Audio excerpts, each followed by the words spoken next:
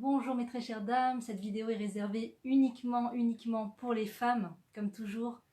Alors le sujet de ce soir, vive l'amour, vive l'amour. D'abord, on se dirige vers une fête géniale qui s'appelle la fête de Sukkot, la fête des cabanes. On a la mitzvah de construire une cabane et d'habiter dans cette cabane pendant 7 jours. Baruch Hashem, c'est une fête exceptionnelle. Qu'est-ce que j'aime cette fête? Qu'est-ce que j'aime cette fête de Sukkot? Pour moi, c'est la fête qui m'aide à tenir le jeûne de Kippour. Je pense à la Souka et ça me donne des forces pour tenir à Kippour. Je sais pas pour vous, mais rien que d'y penser, c'est merveilleux. Donc Shavua Tov à toutes. Je vous encourage vraiment à cliquer sur ce petit bouton partager. Comme ça, il y a plein d'autres femmes avec vous qui vont pouvoir partager le cours. Et si vous voulez partager à la fin, eh bien c'est votre choix. Merci pour tous vos partages. Merci pour votre fidélité. Je vous embrasse très très fort. Merci pour... Non, c'est pas la fin, c'est le début. Mais merci pour tous vos partages. Merci pour tous vos témoignages qui me fendent le cœur à chaque fois de voir combien vous êtes réceptive à ce que je dis, combien ce que je vous ai dit vous a touché, combien cela a éveillé chez vous des souvenirs dans le passé. Vraiment, ça me touche à chaque fois, plus encore. Et donc voilà, merci pour tous vos likes, merci pour votre fidélité. Et merci surtout pour les partages, parce que les partages, c'est ce qui fait vraiment avancer les choses. Donc voilà, je vous encourage les filles à partager. J'aimerais parler d'un thème qui est en rapport avec le couple, la jalousie dans le couple, comment gérer ses émotions quand on a le sentiment que notre mari pourrait être plus fidèle que cela encore, que notre mari est quelqu'un d'exceptionnel, mais qu'on aimerait qu'il soit moins plaisantin avec les autres femmes, qu'on aimerait qu'on soit la seule source de son intérêt, la seule femme à qui il porte de l'intérêt. Quelle femme au monde ne rêve pas d'un mari qui n'a d'intérêt que pour sa femme? Quelle femme au monde ne rêve pas d'une telle chose? C'est la prière de toute femme au monde, je pense. Sauf quand que Dieu préserve, la femme est extrêmement ailleurs, c'est-à-dire qu'elle n'est pas vraiment consciente de l'attitude de son mari parce qu'elle-même, malheureusement, est tellement pas fidèle elle-même dans son attitude, donc elle ressent pas vraiment les choses, encore que chaque femme ressent. Mais disons que plus la femme commence à prendre conscience de l'importance de la fidélité, de l'importance de se réserver à son mari, de la pudeur, commence à s'éveiller spirituellement par rapport à toutes ces choses-là, et plus elle est encore plus, comment dirais-je, elle a l'ouïe et la vue encore plus affinée par rapport à ces choses-là, par rapport au fait que est-ce que son mari est quelqu'un qui a la tête sur les épaules, ou est-ce qu'il a des fois une attitude légère, ou bien est-ce que des fois c'est pas le mari lui-même, et très souvent c'est pas le mari lui-même, mais c'est l'ambiance autour, c'est les femmes qui sont autour, qui se donnent le droit, qui se permettent, que Dieu préserve, d'approcher avec facilité et légèreté notre mari, et cela a une tendance à nous éveiller chez nous une colère, une jalousie, des émotions vives. Et c'est normal. D'abord, j'aimerais vous dire que c'est normal. C'est normal, c'est comme ça que Dieu nous a créés. Quand une femme aime son mari, eh bien, elle est sensible, elle a envie que son mari lui soit fidèle. Donc c'est tout à fait un sentiment qui prouve de la bonne santé de la femme. Quand la femme est en colère, est énervée envers cette ambiance qui lui échappe. Pourquoi mon mari rigole avec d'autres femmes? Pourquoi des femmes, je ne sais pas, Chas Shalom, envoient des messages à mon mari? Pourquoi? Une fois, j'ai quelqu'un qui m'a dit mon mari étudie avec quelqu'un et il la prend en train tous les jours pour l'amener à l'université avec lui. Et chaque fois qu'il rentre à la maison, toujours l'heure où on est ensemble, on va pour se coucher ensemble, c'est toujours l'heure où elle lui envoie un SMS. Comment ça va? T'as fait tes devoirs? Ça s'est bien passé? T'es bien rentré? On se revoit demain comme toujours? Dit chaque fois qu'on se retrouve. Et elle me dit, c'est comme un fait exprès pour me dire, pour me montrer quelque chose, pour me dire, ouvre les yeux, ouvre les yeux. Donc bon, maintenant le but de cette vidéo, ce n'est pas de rendre parano, et il faut faire très attention à ne pas tomber dans le filet de la paranoïa, de commencer à vouloir maîtriser son mari, de commencer à vouloir fouiller dans la vie de son mari. C'est pas une bonne chose. La curiosité n'amène rien de positif. Quand on se met à chercher, à fouiller des preuves, etc., vraiment ça ronge de l'intérieur et on a du mal à être optimiste et être joyeuse dans sa vie quand on est toujours à l'affût de preuves que notre mari n'est pas fidèle, que Dieu préserve. Donc c'est pas une vidéo qui est là pour pousser les femmes à être parano, à commencer à essayer de détecter les signes chez leur mari qui fait qu'il n'est pas fidèle. C'est pas du tout le but. C'est pas du tout le but. Il y a une mitzvah d'avoir des pensées positives. Il y a une mitzvah de juger favorablement son prochain et ça commence par son mari. Par son mari. Donc des fois, il se peut qu'une femme soit attaquée par ce doute, Amalek, Safek, ce doute dont la gematria en hébreu, la gematria c'est le nombre de lettres. Chaque lettre en hébreu a sa correspondance. Aleph, 1, Bet, 2. Et donc il y a des mots qui ont la même correspondance que dans d'autres mots. Et en l'occurrence, le mot doute, Safek, ça a exactement la même, si je ne me trompe pas, la même gematria que Amalek. Amalek, c'est un des plus grands ennemis du peuple juif, qui veut atteindre à la vie du peuple juif, qui veut détruire le peuple juif. Et donc, il se travestit de toutes sortes de formes, il revêt toutes sortes de formes, et parfois, il revêt le doute. Le doute. Donc des fois, c'est le doute par rapport, est-ce que je dois rester en Israël? Est-ce que je serais pas mieux ailleurs qu'en Israël? Donc c'est un doute, ça s'appelle Amalek. Est-ce que peut-être mon mari, que Dieu préserve, ne m'est pas fidèle? Alors ça, c'est aussi Amalek, c'est aussi le doute. Il y a des fois des doutes comme ça qui viennent nous attaquer, qui n'ont pas du tout leur place. Qui n'ont pas du tout leur place et qui n'attendent qu'une chose, c'est qu'on leur donne un gros coup de pied et qu'on les renvoie de notre encéphale et qu'on puisse avoir l'esprit tranquille. C'est le but. C'est la raison pour laquelle on doit se battre contre ces pensées. Maintenant, il arrive des fois que la femme soit vraiment devant le fait accompli. Elle voit de ses propres yeux qu'il y a une attitude qui la dérange entre son mari et une autre femme. Et donc, dans ces cas-là, elle ne doit pas faire comme si de rien n'était. Elle ne peut pas... D'abord, c'est connu que la femme ne peut pas... C'est difficile pour une femme de continuer à vivre joyeusement et construire son couple lorsqu'elle a des doutes. Lorsqu'elle a des doutes sur son mari, c'est très difficile. Donc d'abord, un premier conseil quand on commence à avoir ce genre de pensée, concernant toutes les mauvaises pensées négatives, il y a un verset à dire qui est extrêmement efficace pour chasser toutes sortes de mauvaises idées. Toutes sortes de mauvaises idées qui commencent à vous traverser l'esprit, dites ce verset. Lev taor bera li Elohim veruach nachon chadesh bekirbi. Mon mari se moque toujours de moi parce que je ne prononce pas toujours bien comme il faut. Bon, enfin, si vous connaissez le verset mieux que moi, eh bien prononcez-le à sa juste valeur.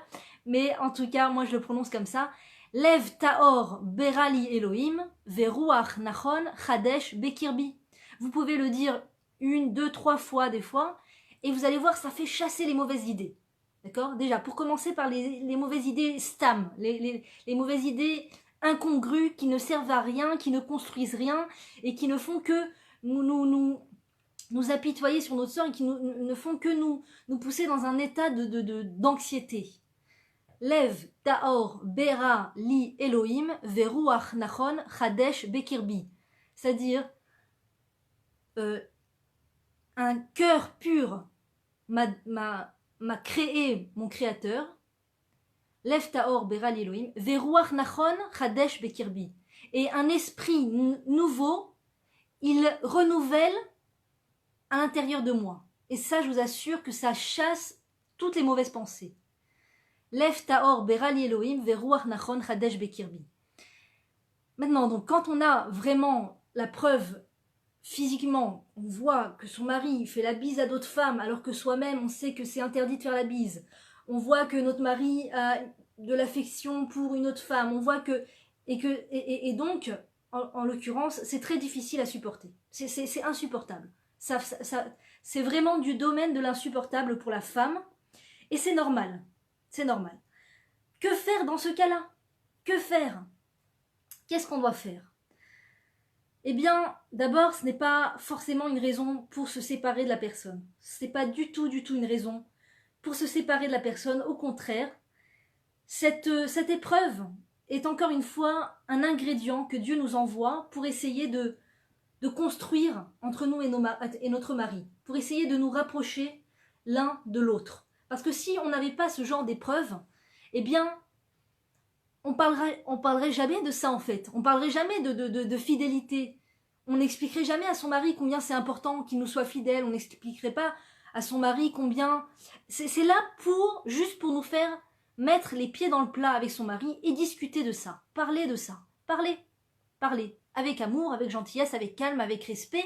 Mais en parler, c'est extrêmement important. Mon chéri, l'amour de ma vie, mon mari, le père de mes enfants. Tu sais combien je t'aime et pour moi la fidélité est de toute importance. Vous pouvez le dire avec vos mots, avec votre accent, avec votre façon de parler. Mais c'est le message est le suivant. Très cher mari, je veux tout te donner. Mon amour, de l'honneur, des bons plats, l'affection, tout ce que tu veux, je veux te le donner. Mais quand je sens qu'une femme attire ton regard, qu'une autre femme que moi attire ton regard, attire ton attention, ça me blesse terriblement. Je me sens trahi, chacun avec ses mots. Chacun avec ses mots, vous n'êtes pas obligé de dire des choses que vous ne ressentez pas, vous n'êtes pas obligé de ressentir des choses que vous ne ressentez pas, peut-être que ce que je vais dire ne vous concerne pas du tout, et à ce moment-là, cette vidéo n'est pas du tout faite pour vous, et à ce moment-là, il ne sert à rien de la regarder. Je ne veux pas que les gens regardent mes vidéos juste pour avoir du chiffre. Je veux que les gens regardent mes vidéos pour pouvoir avancer et construire leur vie et se rapprocher de Dieu. C'est mon seul but.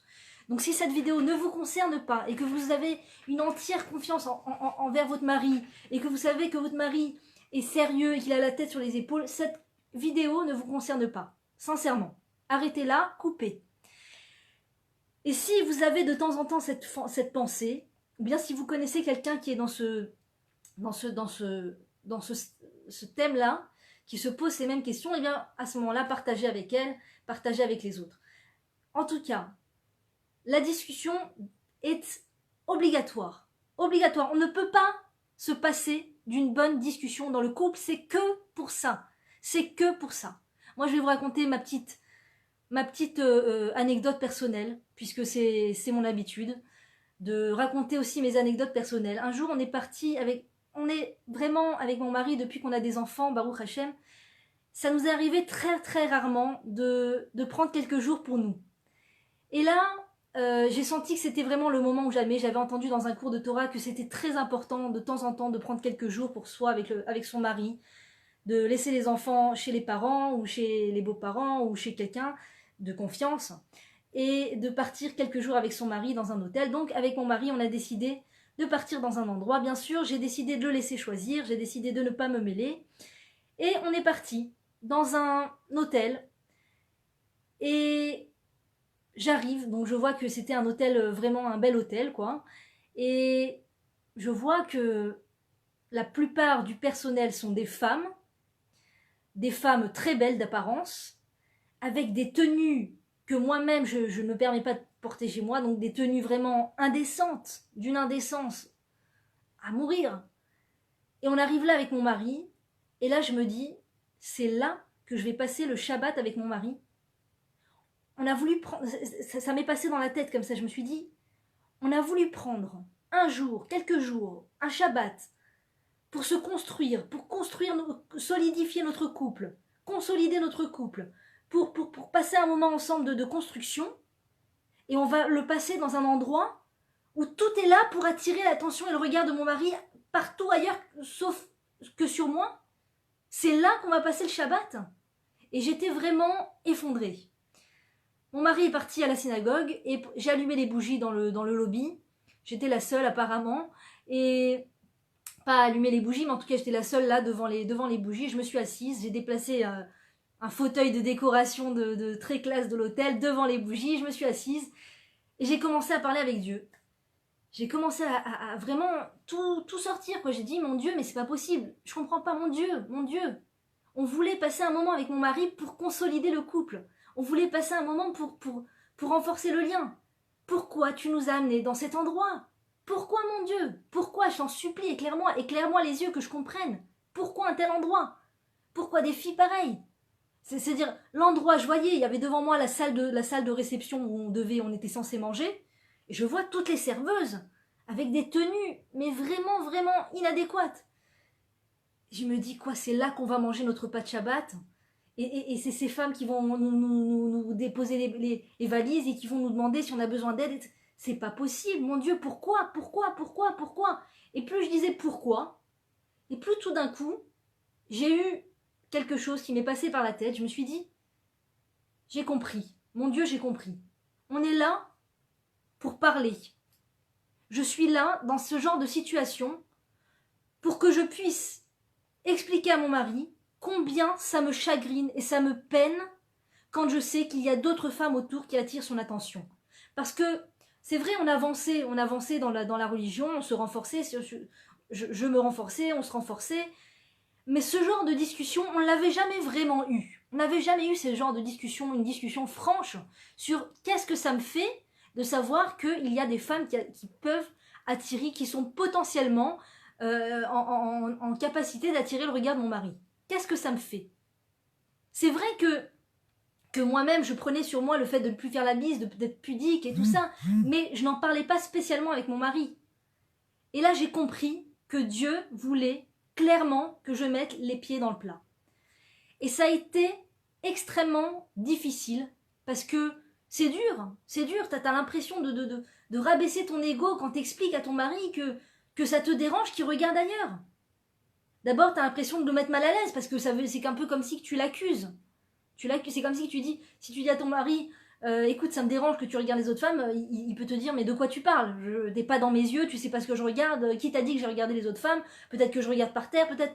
Donc là, c'était vraiment l'occasion de dire à mon mari, écoute, je t'avoue que ça me déchire le cœur. Voilà, je souffre. C'est une souffrance permanente.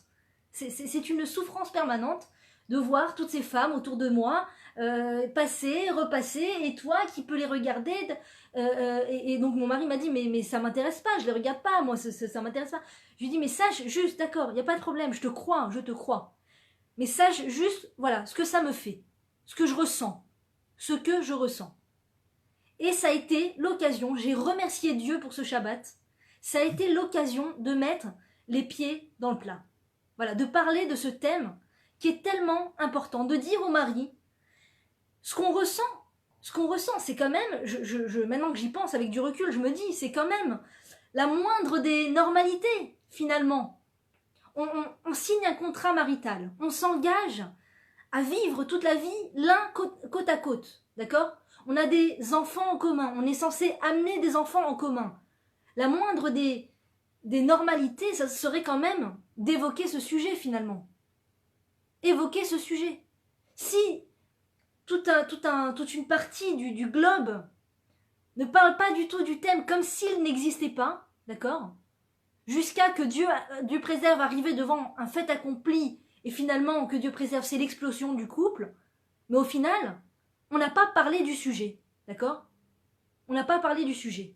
Donc petit à petit, monsieur, je ne parle pas de mon mari, Razvé Shalom, je parle d'un cas classique où on ne parle pas du sujet, où il n'y a aucune prise de conscience de la pudeur, aucune prise de conscience de la fidélité l'un envers l'autre, au nom de la Torah, au nom de Dieu, au nom de la sainteté du couple.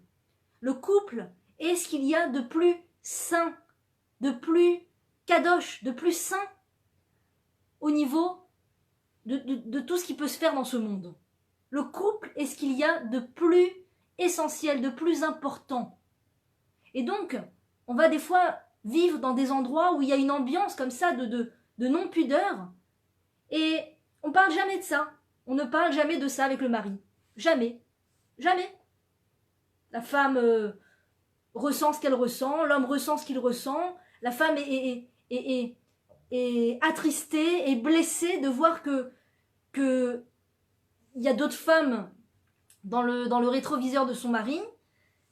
L'homme, des fois, ressent exactement la même chose par rapport à sa femme. Il sent que sa femme, tout d'un coup, rigole beaucoup avec le voisin. Il sent que sa femme... Et c'est une douleur terrible pour l'homme aussi. Il ne faut pas croire que c'est que dans un sens. C'est aussi une douleur terrible pour l'homme de sentir que sa femme lui est pas fidèle. C'est une douleur extrêmement difficile. Et donc, eh ben, on parle pas. Et après, du coup, chas v'shalom, c'est des abcès. C'est petit à petit du pu à l'intérieur du cœur. Encore et encore, le cœur qui se remplit de pu et encore. Le cœur qui souffre. Le cœur qui souffre devant cette injustice. Bon sang, nous sommes mariés. Bon sang, nous sommes mariés. Pourquoi une femme lui envoie un SMS? Pourquoi est-ce qu'il plaisante avec une autre femme? Pourquoi est-ce qu'il parle avec une autre femme? Pourquoi? Et donc, du coup, après, ça fait que si la femme n'a pas conscience de tout ce qui se passe dans son cœur, elle va, que Dieu préserve, commencer à entretenir une colère envers son mari, ce qui est tout à fait légitime. Une colère envers son mari. Je n'encourage pas la colère envers le mari, au contraire, j'encourage de crever l'abcès en parlant avec le mari, et je vous assure que ça fait beaucoup avancer les choses. Bien sûr, il y a tout le terrain de la prière. Bien sûr que la prière est obligatoire. Si on veut uniquement parler avec le mari, ça ne fonctionne pas non plus. Il faut aussi prier. Prier pour que le mari ouvre les yeux. Prier pour que le mari se repentit, fasse tchouva. C'est très important. Un mari n'a que sa femme pour prier pour lui. C'est tout. C'est la seule personne au monde qui est vraiment apte à prier pour lui, qui est le plus proche de lui et qui est censé vouloir son bien à tel point qu'on va prier pour lui. C'est-à-dire qu'au lieu de se la jouer perso, en prenant les choses personnellement, en se disant « Ouais, il m'a fait comme ça, et ben je vais lui rendre la pièce de sa monnaie, oui. » Non, de se dire « Le pauvre, il a une difficulté par rapport à ça, il a une difficulté par rapport au fait de trouver un travail, il a une difficulté par rapport au fait de se renforcer spirituellement, il a une difficulté par rapport au fait que des femmes attirent son regard. Eh ben tu sais quoi? Je vais être miséricordieuse et je vais prier pour lui, parce qu'il faut de la miséricorde. Il faut beaucoup de miséricorde pour son mari, pour prier pour lui. On pourrait très bien se dire, c'est son problème, il a qu'à se débrouiller, et ben s'il est comme ça, tant pis pour lui, il verra bien ce qu'il verra, etc. Ça, c'est pas la femme juive. La femme juive est à l'image de Dieu. Elle est pleine de miséricorde pour son mari, et elle veut que son mari évolue. Elle croit en lui. Elle croit en le fait que son mari peut évoluer, et doit évoluer. Et donc la prière, bien sûr que la prière est obligatoire. Mais on ne peut pas se suffire de prière, il faut aussi discuter. Il n'y a pas où aller. Dieu, il nous met dans cette situation. Mes chéris, communiquer, parler ensemble, c'est tout. C'est que pour ça. Oui, mais mon mari ne veut pas m'écouter, il ne veut pas m'entendre. Ça l'intéresse pas. Si je commence à lui parler de choses importantes, de choses sérieuses, il me fait ressentir que ça l'intéresse pas, il me fait ressentir que je le dérange, ou bien il me le dit carrément. Eh bien, à ce moment-là, il faut... Chaque femme connaît son mari. Chaque femme sait qu'est-ce qui va faire réagir son mari. Si son mari ne l'écoute pas, d'accord? Je rapporte cette histoire de la part du Rav Levanon, que je ne me serais jamais permise de raconter si je l'avais pas entendu de la part de ce grand Talmid Racham. Il a raconté un jour qu'une femme, donc une femme religieuse, avait un mari qui était un peu léger avec les femmes, etc. et qui allait des fois dans des pubs boire un pot avec des amis dans des pubs, ce qui ne se fait pas du tout, parce que quand on est marié, on ne va pas dans des pubs, d'accord? Ce qu'il y a à voir dans des pubs n'est vraiment certainement pas fait pour un couple juif, ni des célibataires juifs, ni quoi que ce soit, sauf si c'est un pub d'hommes ou un pub de femmes. Et encore, un pub d'hommes, bien sûr, religieux ayant la crainte du ciel. J'ai déjà vu une fois un genre de boîte comme ça, séparée avec des mechitsot, les hommes dans un côté, les femmes de l'autre. Pourquoi pas, c'est sympa. Mais en tout cas, voilà, donc son mari allait dans des pubs, ce qui ne se fait pas du tout, et la femme ne savait plus quoi faire, elle lui parlait, elle lui disait que ça se faisait pas et tout ça, il continuait à y aller, il continuait à y aller. Et donc qu'est-ce qu'elle a fait? Eh bien, elle a été en boîte. Qu'est-ce qu'elle a fait? Elle est partie en boîte. Elle a acheté un ticket de boîte avec la carte bleue et elle n'est pas rentrée en boîte. Elle a déchiré ce papier, elle l'a jeté à la poubelle, elle est rentrée chez elle. Et quand son mari regardait les comptes et tout ça, il est tombé sur cet achat de ticket de boîte. Et il lui a dit, mais c'est quoi ce truc-là, cette boîte-là, c'est quoi cette boîte? Qui a été dans cette boîte, qui a payé? Il a dit, bah c'est moi. Il dit, mais quoi, mais pourquoi, mais qu'est-ce que c'est? Mais il dit, bah oui, toi tu vas dans des pubs, et bah je suis partie en boîte. Et apparemment ça lui a fait un électrochoc. Bien sûr, je n'aurais jamais raconté cette histoire si je ne l'avais pas entendue de la part de ce grand rave. Ça lui a fait un électrochoc. Et donc, il lui a dit, mais c'est terrible et tout ça. Elle lui a dit, ah bon, c'est terrible. Eh bien, tu comprends ce que ça me fait, moi, quand tu vas dans un pub, tu comprends ce que ça me fait. Et donc, il a arrêté d'aller dans les pubs. Tout ça pour vous dire que chaque femme connaît son mari. Des fois, les femmes parlent de leurs problèmes de couple et on leur dit, mais fais un ultimatum et tout ça. L'ultimatum, des fois, c'est bien, ça fait avancer les choses et des fois, c'est très dangereux. Des fois, c'est très dangereux pour le couple. Donc, chacun connaît son niveau de couple, où elle se trouve, comment elle peut faire bouger son mari, comment elle peut faire un électrochoc à son mari pour lui faire comprendre ces choses qui sont excessivement importantes pour la construction du couple. Pour la construction du couple, une femme ne peut pas être épanouie si elle a tout sans arrêt ce petit gyrophare qui lui dit peut-être ton mari ne t'est pas fidèle. C'est impossible, c'est impossible. Ou peut-être pas infidèle, mais du moins ton mari n'est pas très sérieux. Ton mari n'est pas très sérieux, d'accord? Et on sait que la Torah met des barrières claires. Interdiction de faire la bise. Interdiction d'entretenir des relations de copinage avec un autre homme que son mari pour une femme, avec une autre femme que sa femme pour un homme. C'est interdit. Donc si une femme est témoin de cela et qu'elle voit que son mari est dans ce cas-là, eh bien, elle doit employer les moyens qui sont à sa portée pour faire évoluer les choses. Ne pas se fossiliser dans cette situation jusqu'à brisure du couple, jusqu'à séparation du couple. Ne pas entretenir cette haine contre le mari, cette colère contre le mari, parce que sous prétexte qu'on ne sait pas mettre des mots sur sa douleur. D'accord? Et on le voit encore agir comme ça et on lui en veut encore. Et on le voit encore agir comme ça et on lui en veut encore. Il faut mettre une fin à ce cercle vicieux. Il faut mettre une fin à cette boucle, cette spirale qui ne s'arrête pas. Comment on met une fin à cela? On prie beaucoup, très fort, on prie Dieu. Que notre mari évolue. On peut dire Perek Shira 40 jours, c'est extrêmement efficace. Faire des Teilim, prier, au kotel, etc. Et on peut aussi, devant les bougies, pendant la Hamida, demander. Et il faut aussi allier à cela la discussion, la communication. La communication. Parler avec son mari de ce qui nous peine tellement, de ce qui nous dérange tellement, et ne pas avoir honte. Ne pas avoir honte de se sentir rabaissé, ou de sentir qu'on balaye notre ego. C'est une très bonne chose de balayer son ego. C'est une très bonne chose. C'est aussi une de ces raisons pour lesquelles on se retrouve à devoir parler de ces choses-là. C'est justement pour amoindrir cet ego qui veut que la femme va dire « Non, je ne parle pas de ça, c'est son problème, tant pis pour lui, il est responsable, c'est son problème. » Justement, on nous dit « Tu sais quoi, fais-toi petite, mets cet ego en sourdine et va parler avec ton mari. Écoute mon chéri, le père de mes enfants, l'amour de ma vie. Je veux que notre couple réussisse. Mais quand je sais ça, quand je sais que tu parles avec ça, quand je sais que tu fais la bise à telle personne, ça me démolit intérieurement. Il n'y a pas, la femme doit le dire. La femme doit en parler. On dit dans la Torah, chez Hachem, Asa, Ezer Kenegdo les Adam. Dieu a donné une femme à Adam Arishon, au premier homme, qui est une femme Ezer Kenegdo.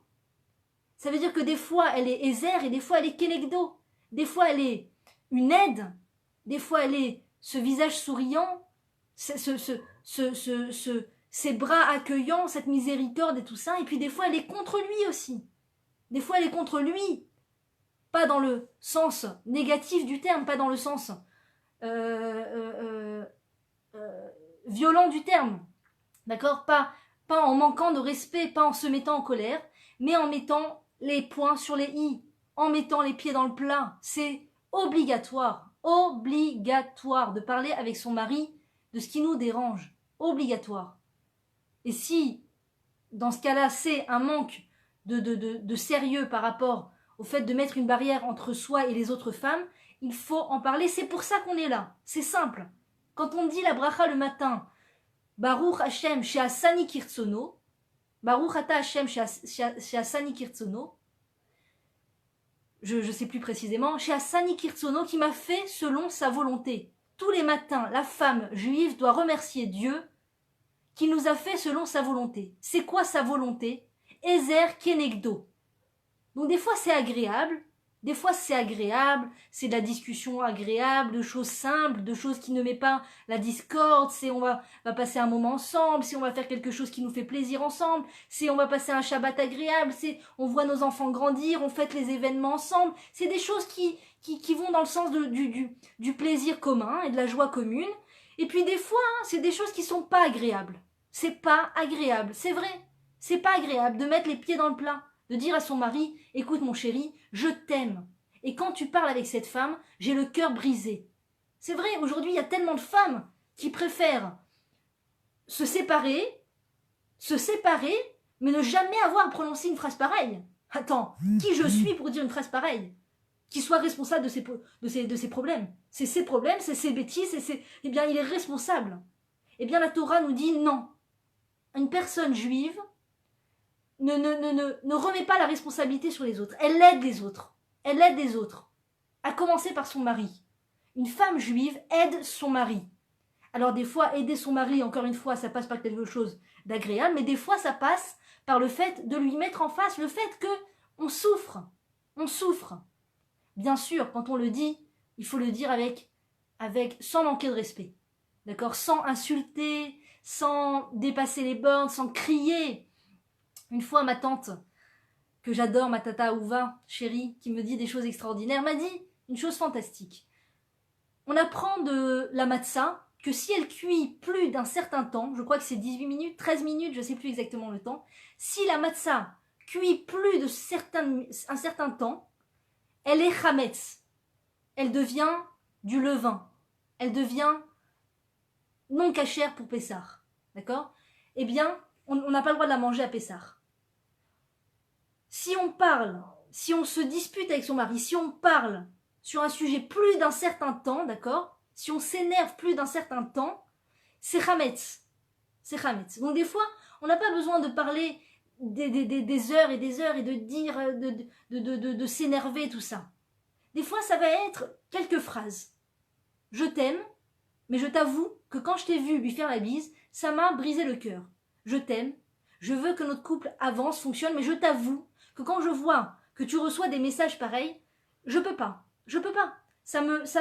J'arrive pas à te donner, j'arrive pas à t'aimer, j'arrive pas à te juger favorablement, j'arrive pas à être épanouie, joyeuse et savoir dormir sur mes deux oreilles, d'accord? Quand je sais qu'il y a une femme qui te court après, quand je sais qu'il y a une femme qui te fait du charme, quand je sais que tu dialogues avec une autre femme sur internet, je sais pas, chacune avec, je ne dis pas qu'il faut fouiller, je ne dis pas qu'il faut devenir parano, encore une fois, des fois on n'est pas du tout concerné par cela, le mari est un Sefer Torah de bonne midote, est un Sefer Torah vivant, et nous on croit que on a peur pour rien.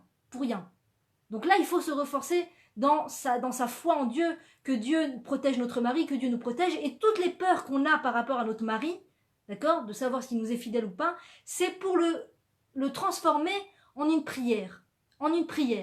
Et sachez qu'on ne prie jamais que pour soi, on prie pour toutes ces femmes qui souffrent de la même pensée, d'envisager le fait que son mari ne lui est peut-être pas fidèle. Donc quand on prie pour cela, mon Dieu, protège mon mari, qu'il n'ait pas à voir de choses impudiques, qu'il ne regarde aucune autre femme à part moi, qu'il ne pense à aucune autre femme que moi, qu'il n'aime aucune autre femme que moi. Il y a une fila comme ça, pour le Shlom Bayit. Eh bien quand on prie comme cela, Dieu protège notre mari, et ça protège aussi les maris des autres femmes, donc c'est fantastique. D'accord? Mais quand on voit des choses, quand on est témoin de choses qui sont problématiques, d'accord, on voit que notre mari a reçu un message d'une femme, on voit qu'une femme s'adresse à notre mari, eh bien là, on a le devoir d'être Ezer Kenegdo. Ezer Kenegdo, on est obligé d'en parler. Pikuar Nefesh. On sauve le couple d'un danger de séparation et d'explosion du couple.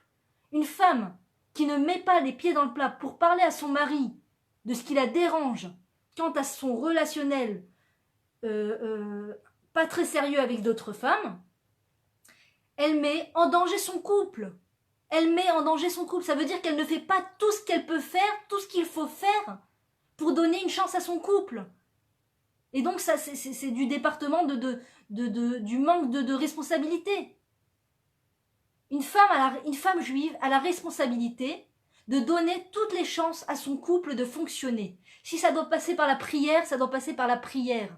D'ailleurs, il n'y a pas un couple, il n'y a pas une femme qui peut dire qu'elle n'a pas besoin de passer par la prière pour son couple, pour son mari, etc. Ça doit passer par la communication, ça passe par la communication. Ça doit passer, comme je vous l'ai expliqué juste avant, par un électrochoc, par encore une fois, chacune connaît sa situation. Ça doit passer par un ultimatum, ça doit passer par un ultimatum. D'accord? Un ultimatum entre guillemets, un faux ultimatum, mesdames, pas un vrai. D'accord? Des fois, il y a des femmes qui vraiment pensent, qui parlent à outrance du rabbinat et d'aller au rabbinat et on va aller au rabbinat et si c'est comme ça et qui prononcent le mot divorce trop de fois et malheureusement c'est dangereux. C'est dangereux. Quand on prononce le mot divorce, ça ouvre une faille. Ça ouvre une faille malheureusement. Donc il vaut mieux ne pas prononcer ce mot et ne pas parler de ces choses-là. Mais quand je parle d'ultimatum, chaque femme saura de quelle façon elle peut faire un ultimatum sans mettre son couple en danger. Mais il y a des situations, d'accord, il y a des cas, pas tous les cas. Il y a beaucoup de cas où il n'y a aucun problème, il n'y a pas besoin d'ultimatum, mais il y a certains cas, des fois, où il faut faire un électrochoc au mari. Il faut mettre un ultimatum au mari et lui expliquer, mettre les choses sur table. Mettre les choses sur table. Cette femme te parle, cette femme te regarde. On était au restaurant, la serveuse est venue. Excuse-moi, mais j'ai été témoin de quelque chose qui m'a brisé le cœur. D'accord? On est venu pour passer un moment ensemble. On est venu pour consolider notre couple. La serveuse, adresse-toi au serveur. D'accord? Quand la serveuse vient, eh bien, je lui parlerai, je prendrai la commande pour nous. Je t'en prie, ne réponds pas à cette serveuse. Surtout qu'en général, une serveuse est intéressée par le pourboire. Donc, elle va être très sympathique, d'accord? Et des fois, peut-être même très apprêtée, d'accord? Donc, c'est gênant. Bon, bien sûr, a priori, il ne faut pas aller dans ce genre d'endroit avec son mari. C'est évident qu'il faut fuir ce genre d'endroit comme le feu, d'accord? Comme il est évident qu'on ne doit pas aller avec son mari au cinéma, d'accord? Quel intérêt? Quel intérêt? Au nom de quoi une femme irait-elle au cinéma avec son mari? Ça brise le couple, ça éloigne les conjoints. On voit sur grand écran, il n'y a pas un film sans mannequin, sans la belle du film. D'accord? Il y a toujours une belle dans le film. Toujours. Moi, je me souviens que quand je me suis sevrée complètement des films, je croyais qu'il y avait encore... Non, je croyais même pas. J'étais persuadée qu'il n'y avait aucun film cachère et un jour, quelqu'un m'a dit... Quoi, tu regardes aucun film? Je dis non, c'est mauvais, je me suis sevrée, ça y est, c'est fini. Elle me dit, mais tu sais qu'il y a des films exceptionnels qui sont complètement cachères, que tu peux voir avec ton mari même, il n'y a aucun problème. Ça renforce le couple, ça consolide le couple. Et elle m'a donné un titre de film. Et regarde, ce film-là, lis le truc, tu vas voir, c'est un film avec comment ça s'appelle, un fond, avec une morale, avec des choses extraordinaires, un message très fort qui passe dans ce film. Vraiment, sincèrement. Je me suis dit, bon, écoute, peut-être que je suis trop extrémiste et tout. J'ai essayé de me procurer ce film. On s'assoit avec mon mari devant l'écran. Et tout d'un coup arrive la belle du film, bien sûr. Avec le décolleté, bien entendu. Et ce jour-là, j'ai compris. J'ai dit à mon mari, excuse-moi, je suis désolée, je me suis trompée, je croyais que le film était cachère, je suis désolée, on va arrêter le film, ne m'en veux pas. Mais ce jour-là, j'ai compris qu'il n'y avait pas vraiment de film cachère, d'accord? Je ne crois pas au film cachère, en particulier avec son mari. Regarder un film avec son mari, aller au cinéma, aller à la plage, aller dans des endroits où c'est connu et évident qu'il y a un manque de pudeur, c'est dangereux, c'est problématique, on met le couple en danger. Donc quand la femme sent qu'elle est dans ce genre de situation, d'accord, elle sent au quotidien que cette situation la pèse, qu'elle sent qu'il y a tout le temps des femmes très apprêtées autour d'elle et son mari, eh bien elle doit prier pour changer d'endroit. Peut-être même qu'il est question de parler avec le mari, peut-être de changer d'endroit. Peut-être qu'il y a certains couples qui sont très religieux et très orthodoxes et très renforcés, qui vont exprès dans des endroits où il y a un manque de pudeur pour essayer de renforcer l'endroit, et paraît-il, c'est pas paraît-il, c'est certain, ces gens ont une siyata d'Ishmaïa où l'homme arrive vraiment à garder son regard, vraiment à protéger son regard, il a toujours les yeux rivés au sol, il est toujours entre sa yeshiva, sa synagogue, etc. Donc il y a vraiment une prise de conscience, il y a vraiment une volonté de se renforcer et de renforcer. Donc il y a une siyata d'Ishmaïa. Comme je disais à mon mari, pendant Rosh Hashanah, j'étais sur le Kikar à Natania, et il y avait les Chabad, que Dieu les bénisse, qui étaient sur le Kikar, qui aidaient les gens à faire tachlir, à faire des tfilotes et tout ça. Et ils étaient d'un sérieux extraordinaire, ils avaient les yeux rivés vers le sol, ils regardaient pas les femmes vraiment, ou alors ils regardaient que dans les yeux, ou en tout cas ils étaient extrêmement sérieux, et tu sens qu'ils remontent l'ambiance, Mais des fois, avec son mari, on n'est pas à ce niveau-là, d'accord? Et d'aller dans une ville ou dans un endroit qui porte à confusion, qui nous met en porte-à-faux en permanence, d'accord? En permanence. Le regard de mon mari, qu'il le veuille ou pas, est posé sur quelque chose d'impudique, eh bien ça met en danger le couple. Il y a un grand problème de fidélité, d'intimité protégée. La protection de l'intimité est en danger, d'accord? On apprend dans une paracha dans la Torah que les tentes du peuple juif, donc quand ils étaient dans le désert, jamais leurs tentes n'étaient face à face l'une de l'autre, pour ne pas avoir la vue sur l'ouverture de la tente de quelqu'un d'autre, pour ne pas rentrer dans l'intimité d'un autre couple, pour ne pas voir des choses impudiques, parce que c'est tellement important que le couple soit concentré l'un sur l'autre, qu'il y ait une grande concentration de la part de la femme sur son mari, qu'il y ait une grande concentration du mari sur sa femme. Et c'est grâce à ça qu'on amène des âmes d'un grand niveau sur terre, et c'est grâce à ça qu'on se purifie, c'est grâce à ça qu'on construit son couple. Donc quand la femme sent qu'il manque cet ingrédient de pureté, de pudeur autour d'eux, il faut peut-être voir à changer d'endroit, peut-être prier c'est sûr, prier pour changer d'endroit, prier pour que Dieu nous éclaire si on doit changer d'endroit, qu'on puisse aller dans un endroit plus renforcé, plus pudique. C'est extrêmement important de protéger son couple, extrêmement important. C'est la chose la plus importante au monde, d'accord? Si on est occupé à autre chose et que notre couple nous passe sous les mains, on est en train de rater la chose la plus importante sur Terre. Il vaut mieux tout lâcher et se concentrer sur les tfilotes concernant notre couple, sur les tfilotes concernant notre famille, etc. Maintenant, quand la famille est en shlichut, quand la famille est là pour aider, d'accord, pour faire du bien autour de soi, alors Dieu envoie une bénédiction, envoie une siyata d'Ishmaïa qui protège le couple. Mais la femme ressent les choses, la femme sent si c'est le cas ou pas, la femme sent si son mari est avec elle ou pas, la femme sent. Et tout ça va se passer au niveau des communications, des discussions entre soi et son mari. Tout ça, c'est au niveau des discussions. C'est tout. Il n'y a que ça. Il n'y a que ça. C'est tout. Ça se règle au niveau de la communication. Et on est obligé de parler. Obligé. Donc encore une fois, si le mari n'est pas ouvert à nous écouter, si le mari n'est pas ouvert à parler avec nous, priez pour que Dieu lui ouvre